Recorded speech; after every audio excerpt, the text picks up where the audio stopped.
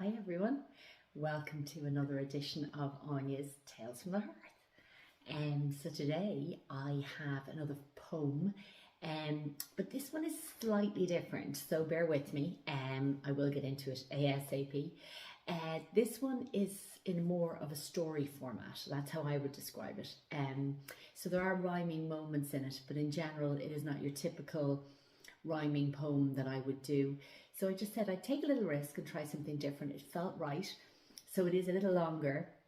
And like I said, it's more of a story format, but there is poetry elements. You know, it's all poetry, but there are rhyming elements in there as well. So I would be genuinely very interested to get your feedback on this one, on how you felt. If you prefer the rhyming, the general quicker rhyming, more rhythmic, or if you enjoyed the story elements of this and whether it kept your attention or not.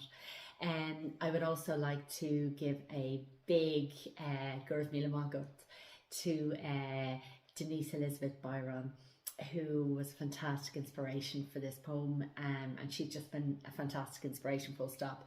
Look her up if you get a chance on Instagram or Facebook. She's an amazing lady with a great gift. So yeah, she does astrology, astronomy, she's and loads of other stuff. She's amazing. So thank you, Elizabeth, for this, and I hope you enjoy it yourself. So on to the poem. So Sagittarius moon. She was born under a Sagittarius moon, a moon so bright and round and lustrous, an almost perfect circle. But she spent her years thus chasing the sun, looking for its light alone to lead the way.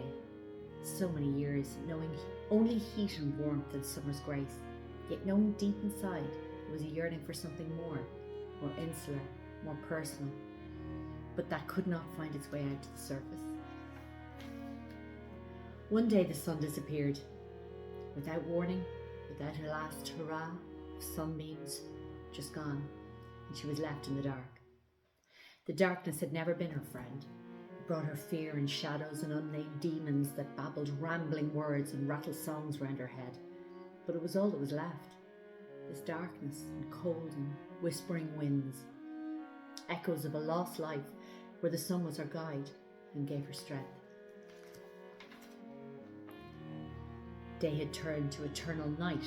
She was lost and could not find her way. She felt the dark would consume her and take her very soul. The only path was rocky with treacherous incline. She stumbled and fell over and over, broken, worn, tired and torn. But she kept on, one foot in front of the other, climbing slowly upwards, until she heard a voice, soft and beguiling, calling her name from out of the damp, misty air.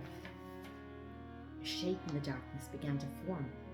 A horse, black as the night it was carved from, stepped out and walked towards her. It had wings like a bird and an eye that spoke of loving gentleness that brought her to tears. Without thought, on instinct, she found herself in its velvet back, legs pressed against its barreled chest, her hands seeking and finding long strands of jet black hair. They galloped through trees, the wind whistling songs of sadness and woe, stinging her cheeks until they rose up together, black form becoming one, lifting upwards, soaring, flying, and looking down. She could see only treetops and the winding path she had left only moments ago. The black horse spoke to her. Inside her head, she heard the words, "Let go, my love, let go, let go." She listened, and so with every beat of the horse's wings, she found her arms lifting upwards, stretching outwards.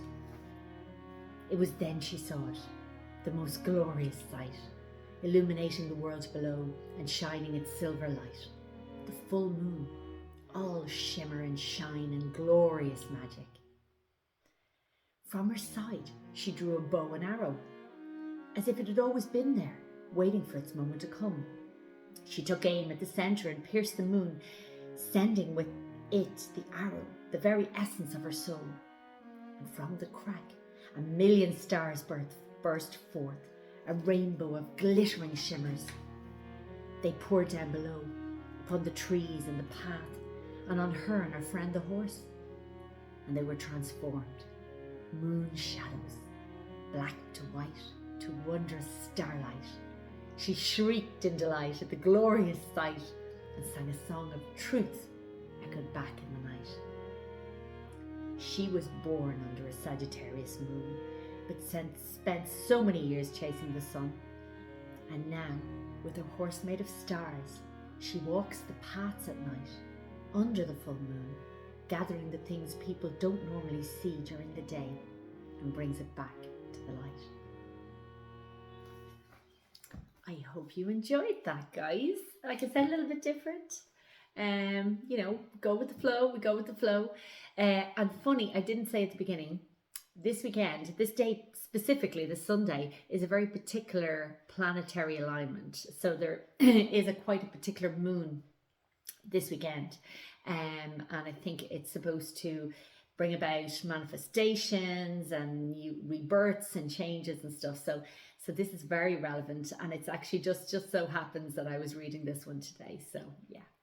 So yeah, I hope you enjoyed it, guys, and thank you for joining me. I really appreciate it. It's lovely to know there are people, I'm not just babbling to myself, which I do anyway, but it's lovely to know there are people on the other side.